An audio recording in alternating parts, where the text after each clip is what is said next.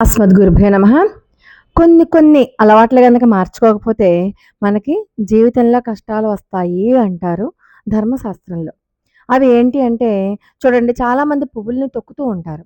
పువ్వుల్ని మీదేస్తే ఆటోమేటిక్‌గా కాళ్ళ కింద పడతాయి. పువ్వులను ఉద్దేశపూర్వకంగా తొక్కినా, తెలియక తొక్కినా అది చాలా పాపం. పువ్వులని కాళ్ళతో తొక్కరాదు. అలాగే మనం ఎక్కడైనా చెప్పులు పెట్టుకుందాం అనుకోండి, పోతే హమ్మయ్య! సగం దరిద్రం వదిలిందని అనుకోవాలి తప్పితే, చెప్పులు పోయాయి అని చెప్పి బాధపడకూడదు. అలాగే నా చెప్పులు పోయాయి కదా అని చెప్పి వేరే వాళ్ళ చెప్పులేసుకొని వచ్చేయకూడదు. చీపురుని కాళ్ళతో తన్నడం గానీ, దాటడం గానీ అస్సలు చేయకూడదు.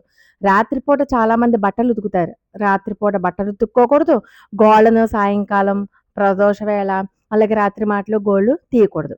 పగిలిన అద్దాలలో మొఖాన్ని చూసుకోకూడదు. అసలు పగిలిన అద్దం ఇంట్లోనే ఉండకూడదు.